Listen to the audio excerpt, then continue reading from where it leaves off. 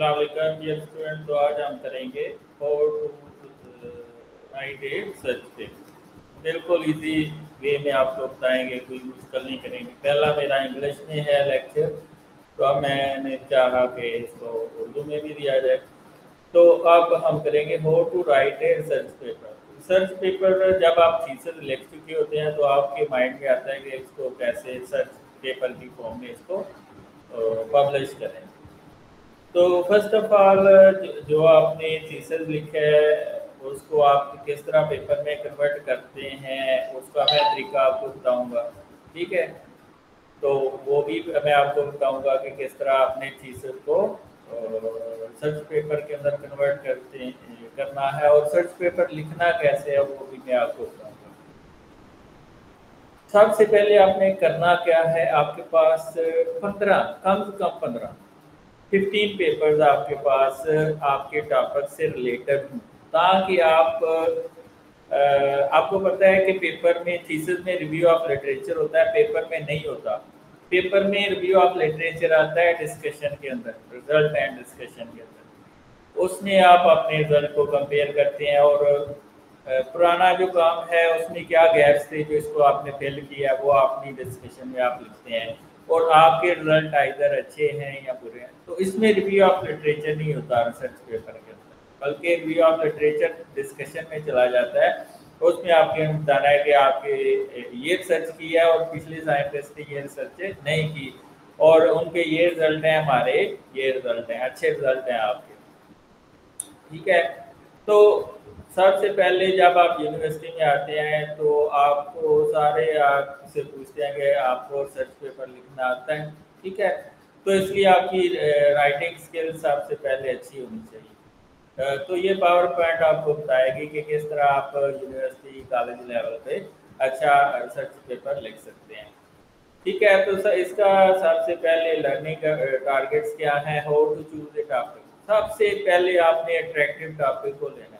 ठीक है, nano particle जिसके जरिए सोसाइटी को भी फायदा हो वो टॉपिक लें, या इंडस्ट्रियल एस्पेक्ट ले रहे हैं, एंजाइम प्रोडक्शन ले रहे हैं तो वो एंजाइम सेलेक्ट करें जो हाई टेम्परेचर पे अच्छा ग्रो कर सकता हो, यानी कि हाइपर थर्मिक जो एंजाइम है वो आपको चूज करना चाहिए, ताकि वो इंडस्ट्री में भी अप्लाई, यानी कि सोसाइटी की प्रॉब्लम को दूर करने वाला आपने टॉपिक चूज करना है। ठीक है, तो थीसिस आपने लिख लिया है, थीसिस की स्टेटमेंट लिख लिया है, understanding the difference between plagiarism and acceptable plagiarism, ये भी हम एंड के ऊपर देखेंगे। लर्न हाउ टू यूज, ये जो आपके फ्रेजेस हैं उनको आप किस तरह अपनी लैंग्वेज में किस लिख सकते हैं, रेफरेंसेस हैं उसको आप किस तरह लिख सकते हैं, उसका फॉर्मेट क्या होता है। तो सबसे पहले रिसर्च का हम मतलब समझते हैं। सर्च का मतलब होता है तलाश करना। रिसर्च जो पहले से चीज़ है वो उसकी दोबारा से रिसर्च करना, ताकि वो थ्योरी बन जाए और लॉ बन जाए, और उसको हम रिसर्च के में लेके आते हैं। It is defined as intensive search with purpose of becoming certain, यानी कि एक चीज़ के बारे में आपको यकीन नहीं है लेकिन आप सर्च करते हैं उसके बारे में, रिसर्च करते हैं तो आप उसके मतलब सर्टन हो जाते हैं। ठीक है, it is a systematic investigation into reality to gain knowledge, knowledge के लिए ये आप करते हैं। स्ट्रक्चर ऑफ पेपर क्या होता है, रिसर्च पेपर इसके मेन पार्ट्स ये होते हैं, इसमें टाइटल होता है, एब्स्ट्रैक्ट होता है, इंट्रोडक्शन होता है, बॉडी और कंक्लूजन। बॉडी में आपका आ जाता है मेथडोलॉजी क्या है, और रिजल्ट एंड डिस्कशन क्या है, और एंड पे कंक्लूजन, और कंक्लूजन के बाद रेफरेंसेस, ये मेन बॉडी चीज है। अब्स्ट्रैक्ट, इंट्रोडक्शन यानी कि thesis statement, review of literature आजकल के जो रिसर्च पेपर है उसमें नहीं होता, बल्कि रिव्यू ऑफ लिटरेचर चला जाता है डिस्कशन के अंदर। ठीक है, तो इंट्रोडक्शन के बाद मेथडोलॉजी आती है, फिर रिजल्ट, फिर डिस्कशन यानी कि रिव्यू, यानी कि आप के जो रिसर्च की है किस तरह पिछले गैप्स जो रिसर्च में रह गए हैं उसको आपने फिल किया है। कंक्लूजन आपने बिल्कुल 2-3 लाइन में समरी देनी होती है। रेफरेंसेस आपने हर जर्नल का अपना स्टाइल है, उस स्टाइल के मुताबिक करने हैं। और अपेंडिसेस होते हैं कि जिनको आपने मेंशन नहीं ना किया हुआ रिजल्ट के अंदर, उनको मसलन है कोई टेबल्स हैं जो आपने मेंशन नहीं किए हुए रिजल्ट को, लेकिन उनका दिखाना ज़रूरी है, तो वो आप अपेंडिसेस में दे सकते हैं। कोई लेटर हैं, कोई एथिकल लेटर्स हैं, या आपने किसी सोसाइटी से, इंडस्ट्री से अप्रूवल लिया है, या उससे फंडिंग ली है, या HEC से फंडिंग ली है, तो ये जो आप लेटर्स हैं ये अपेंडिसेस में लगा सकते हैं। तो अब्स्ट्रैक्ट क्या होता है? To briefly introduce the reader to the aims of the study, the methodology, result and findings. तो इसमें 2-3 लाइनें आपकी एम्स की होती हैं, क्यों आपने ये स्टडी किया भाई, इसका फायदा क्या है, ठीक है। इसके बाद 2-3 लाइनें मेथोडोलॉजी की होती हैं, 2-3 लाइनें रिजल्ट्स की होती हैं, और एंड के ऊपर फाइंडिंग्स एंड के इंपॉर्टेंस की स्टेटमेंट होगी। इंट्रोडक्शन क्या है? To state a clear overall purpose of the study, यानी कि जो आपने टाइटल दिया हुआ है उसको आप जस्टिफाई करते हैं इंट्रोडक्शन के अंदर इन प्रेजेंट सेंटेंस, यानी कि जो आपका पूरा टाइटल है उसको आप जस्टिफाई करते हैं प्रेजेंट सेंटेंस के अंदर, इंट्रोडक्शन के अंदर। और एंड के ऊपर इसमें आपने जो स्टडी करनी है उसका हाइपोथेसिस की 2 लाइनें होती हैं, ठीक है, कि आप स्टडी कर रहे हैं तो इसके ये रिजल्ट आएंगे और ये किस तरह सोसाइटी के लिए यूजफुल होगी। लिटरेचर ऑफ रिव्यू, यानी कि जो ये डिस्कशन में आप मोस्टली लेके जाते हैं, इसमें क्या कहते हैं, जो प्रीवियस रिसर्च में गैप्स रह गए हैं उसको आपने किस तरह फिल करना है, या आपके रिजल्ट किस तरह दूसरे रिजल्ट से अच्छे आएंगे।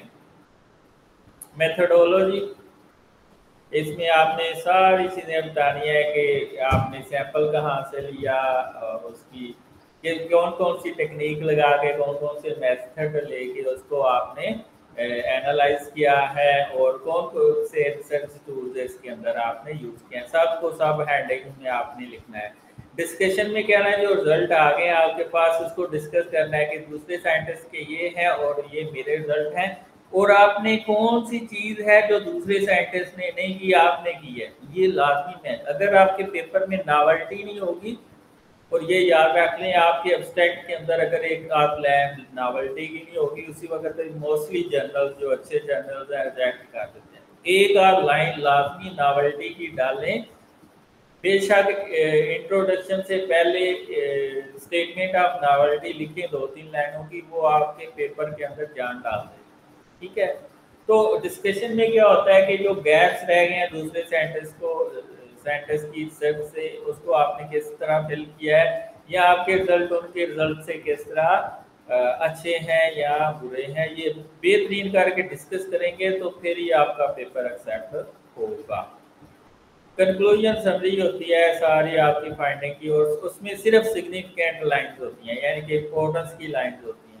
रेफरेंसेस मोस्टली अल्फ़ाबेटिकल ऑर्डर में लिखते हैं या 1-2 की स्टाइल में लिखते हैं, जिस तरतीब से, मसलन बाद जनरल 1-2-3 के स्टाइल में लिखते हैं, तो 1 फिर जो पहले नंबर पे आया होगा इंट्रोडक्शन के अंदर, अब्स्ट्रैक्ट के अंदर कभी रेफरेंस नहीं आएगा, इंट्रोडक्शन में रेफरेंसेस आएंगे, मेथोडोलॉजी में आ सकते हैं, और अपेंडिस जो आपके रिजल्ट और डिस्कशन के अंदर रेफरेंसेस आ सकते हैं। रिजल्ट में तो नहीं आएंगे, डिस्कशन में आएंगे, ठीक है। हाउ टू राइट, सबसे पहले अगर आप थीसिस का पेपर बनाना चाहते हैं तो थीसिस में से अच्छे आप जो आपके रिजल्ट सबसे अच्छे आए हैं उनको सेपरेट करें, उनका एक अच्छा सा अट्रैक्टिव सा टाइटल बनाएं, वो टाइटल बना दिया और फिर उसका अच्छा सा अब्स्ट्रैक्ट लिखें, और अब्स्ट्रैक्ट में कभी रेफरेंस नहीं आपने लिखना, ठीक है। और कभी इसके अंदर आपने जो है एक्स्ट्रा ऑर्डिनरी, यानी कि कोई एक्स्ट्रा चीज़ें नहीं लिखनी है, सिर्फ आपके पास ब्रीफ, उसमें पहले आपका होना चाहिए पर्पस के बाद मेथोडोलॉजी के बाद रिजल्ट के बाद इम्पोर्टेंस के इसकी सोसाइटी के ऊपर क्या इम्पैक्ट आएंगे। तो सबसे पहले आपने थीसिस के अंदर से सिग्निफिकेंट रिजल्ट को देखना है, फिर उसका टाइटल, अट्रैक्टिव टाइटल, जिस तरह दुल्हन को सजाते हैं ना, तो आपका अट्रैक्टिव भी जो टाइटल है वो अट्रैक्टिव होना चाहिए, वरना वो पहले देखते ही इसको कहेंगे कि इसमें नॉवेल्टी नहीं है, ये हम नहीं ले सकते। तो अट्रैक्टिव और जो अब्स्ट्रैक्ट है उसमें एक आध नॉवेल्टी की लाइन लिखें, और फिर आपका इंट्रोडक्शन आएगा। इंट्रोडक्शन आपके टाइटल की सिग्निफिकेंस को एक्सप्लेन करेगा और प्रेजेंट सेंटेंस में होगा, और इंट्रोडक्शन के एंड के ऊपर आपके 2-3 लाइनें होंगी। ये आप देखें एब्स्ट्रैक्ट किस तरह लिखना है आपने। It is A summary of body of information, it express the main claim and argument of paper. तो इसमें होता क्या है, why did you do this research, यानी कि एम आ जाएगा। व्हाट डिड यू डू, आप कैसे करेंगे, एंड हो, और आपने क्या किया और कैसे करेंगे आगे। ठीक है, तो ये आप बताएंगे कैसे किया और क्यों किया, ये आपने लिखना है। व्हाट डिड यू फाइंड, आपने इसमें से रिजल्ट यानी कि लिखेंगे क्या पाया। व्हाट डू योर फाइंडिंग, और इसका मतलब क्या है, सोसाइटी को क्या फायदा होगा। इंट्रोडक्शन मैंने आपको बता दिया है।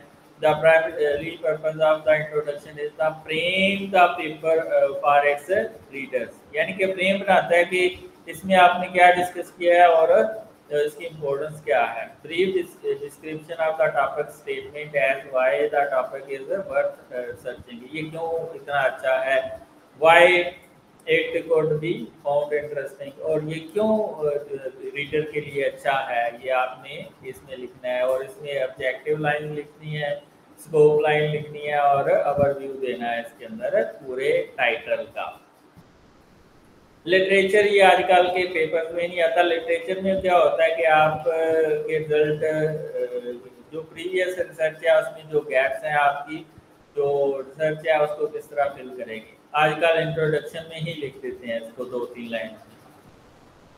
मेथडोलॉजी में आपने पूरे लिखना है कि आपने सैंपल कहाँ से कलेक्ट किया, इंस्ट्रूमेंट का आपने जो उसका कहाँ से लिया है, उसकी कंपनी क्या है, यानी कि कंट्री नेम आना चाहिए और ब्रांड नेम आना चाहिए उसमें, ये लिखना लाजमी हो जाता है। केमिकल कौन सी आपने सिग्मा का लिया है या किसी और कंपनी का लिया है, वो लाजमी मेंशन करना होता है, वरना वो फिर आपको दोबारा वापस भेज देते हैं। आपने जस्टिफाई करना है अपने रिसर्च को और अप्रोच को, और उसमें सारी मेथडोलॉजी विद रेफरेंसेस। अच्छा, अगर आपके पास किसी मेथडोलॉजी का रेफरेंस मौजूद है तो पूरी मेथडोलॉजी लिखने की जरूरत नहीं है, बस 1-2-3 लाइनें लिख के आगे आई फॉलो या research follow the work of that scientist, तो आगे उसका रेफरेंस लिखना है। ठीक है, तो explain and justify the method of data collection and analysis. Analysis में आपने लिखना है कि 1 वे नोवा है, 2 वे नोवा है, या उसमें आपने डंकल मल्टीपल रेंज टेस्ट लगाया है, या उसमें आपने ये जो आपने ऑप्टिमाइजेशन किया है वो रिस्पॉन्स सर्फेस मेथडोलॉजी से किया है, मेरे इसके ऊपर लेक्चर मौजूद हैं, या आपने ऑप्टिमाइजेशन किया है टिकुची स्टैटिकल डिज़ाइन से, इसके भी ऊपर लेक्चर मैंने यूट्यूब पे अपलोड किए हैं। तो ये है। कंक्लूजन में आपने लिखना होता है कि आपके रिजल्ट और डिस्कशन के अंदर जिसके ऊपर आपने फोकस किया है उसके आउटकम्स के अंदर, और आगे आप फ्यूचर में क्या रिकमेंड करना चाहते हैं दूसरे साइंटिस्ट को, ये सारा कंक्लूजन एंड के ऊपर अगर आपने रिकमेंडेशन लिख दी तो ये कंक्लूजन में जान डाल देगा कि आपने ये रिसर्च किया तो दूसरे साइंटिस्ट को मैं ये कहूँगा कि ये करें। ठीक है, तो result to present the finding of your research in a orderly manner, यानी कि जिस तरह आपने मेथडोलॉजी लिखी हुई है उसी से फैशन में आपने रिजल्ट भी लिखने हैं। ठीक है, और हेडिंग्स देने हैं रिजल्ट में, जो हेडिंग्स आपने मेथडोलॉजी में दी होंगे वही रिजल्ट में देने हैं।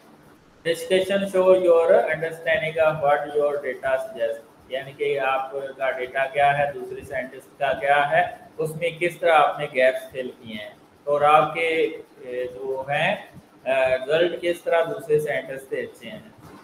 तो इसमें आप अल्फाबेटिकल आर्डर में भी रेफरेंसेस लिख सकते हैं, या 1 2 3 ये डिफरेंट जर्नल का डिफरेंट स्टाइल होता है, उसको आपने इंस्ट्रक्शन ऑफ द जर्नल पढ़ के उसको फॉलो करके लिखना है।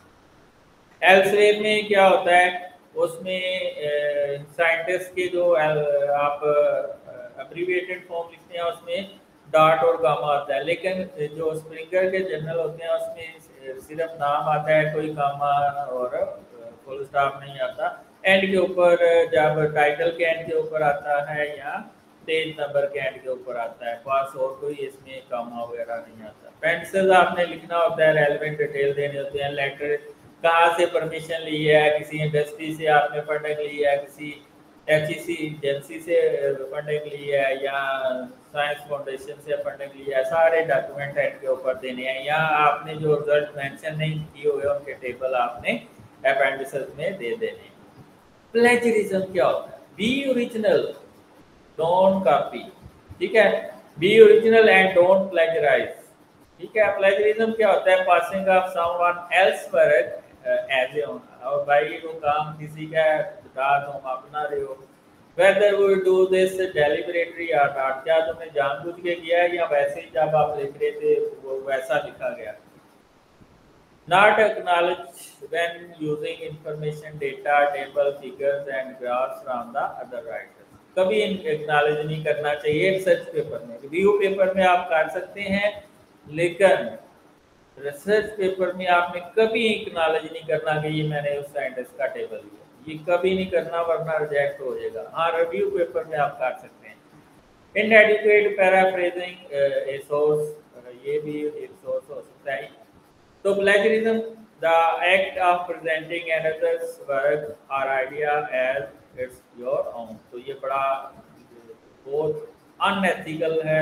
I have stolen others works, ये देखें और इसको फिर जेल हो गई। ये एक फ्रेज है, कोड है, ठीक है। इसको मैंने रीराइट करके लिखा है, तो ये ग्रीन में है, हालांकि दोनों का मतलब एक ही है, लेकिन मैंने इसको रीराइट किया है तो इसमें प्लेजरिज्म खत्म हो गया। तो पेपर के अंदर 16% से कम होना चाहिए प्लेजरिज्म, वरना आपका पेपर रिजेक्ट हो जाएगा। मीन्स यू डिड इट, आपने थीसिस को कन्वर्ट कर लिया। तो थीसिस को कन्वर्ट करने के लिए पेपर में आपको पास सिग्निफिकेंट रिजल्ट होने चाहिए। सिग्निफिकेंट रिजल्ट उधर से उठाए, अच्छा टाइटल बनाया, अच्छा एब्स्ट्रैक्ट बनाया, अच्छा इंट्रोडक्शन लिखा, अच्छा मेथोडोलॉजी लिखी। वही मेथोडोलॉजी लिखनी है जो आपने स्पेसिफिक रिजल्ट जिसके उठाए, रिजल्ट लेने हैं, डिस्कशन लेनी है और एंड के ऊपर रेफरेंसेस देने हैं। That's all. अगर आपने ये समझ लिया तो आपको कभी पेपर राइटिंग में कोई डिफिकल्टी नहीं रहेगी। That's all. और दुआओं में याद रखिएगा, और अगर ये लेक्चर आपको पसंद आया तो चैनल को सब्सक्राइब करें। Thank you. जी मानी। अल्लाह हाफ़िज़।